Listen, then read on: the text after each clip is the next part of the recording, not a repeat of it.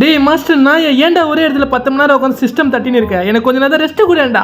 எக்ஸசைஸும் பண்ண மாட்டான். அதுக்கப்புறம் கை பிடிச்சிக்கிச்சு கால் பிடிச்சிக்கிச்சுன்னு சீனை போடுவான். ஐயா இதெல்லாம் ஒரு கஷ்டம்னு புலம்பிட்டு இருக்கேன். இவன் ஆகிற ஸ்ட்ரெஸ்ல எனக்கு தலை எப்படி வலிக்கு தெரியுமா? ரிலாக்ஸேஷன் கஷ்டம் எனக்கு தானே தெரியும். அவன் வந்துட்டான். டேய் நான் எவ்வளவு சுறுசுறுப்பா பாடியில் இருக்கிற எல்லா பார்ட்ஸுக்கும் ஆக்சிஜன் டெலிவரி பண்ணுறேன் தெரியுமா? கண்ட கரும்பு சாப்பிட்டு கெட்ட கொழுப்பு சேர்த்துட்டான்டா. நான் யார்கிட்டா போய் சொல்லுவேன்? இவதுக்கு இப்போ வந்தான். வணக்கம் பாஸ், என்ன இந்த பக்கம்? மாஸ்டர் இந்த மாதிரி சோம்பேறி இருக்கிறதுக்கு காரணமே நீ தான்டா.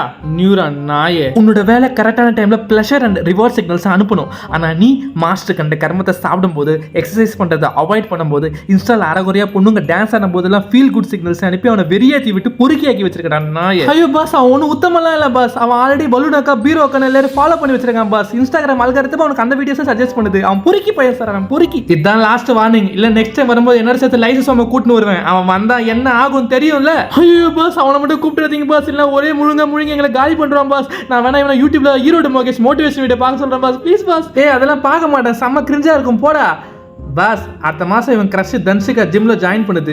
இவனும் ஜாயின் பண்ணி அந்த பொண்ணு முன்னாடி சீன் போடுறதுக்காக எக்ஸசைஸ் பண்ணி நல்லா ஹெல்த்தியாக சாப்பிடுவான் பாஸ். அதுக்கப்புறம் நம்ம எல்லா ப்ராப்ளமும் சால்வ் ஆகிடும். அவ்வளோதான். அப்போ கூட பொம்பளை சோக்க விட மாட்டேன்ல தூ நாயே. அந்த பொண்ணு இவனை ட்ரூவா லவ் பண்ண மாட்டேடா. ஆனால் நாங்கள் அவனுக்காக உயிரே கொடுப்போம்டா. இருக்கிறது ஒரு லைஃப், இஷ்டத்துக்கு இருக்கலாம். யாரை பேச்சு அதை கேட்டு கண்ட கர்மத்தை சாப்பிட்டேன்னு வச்சுக்கோ.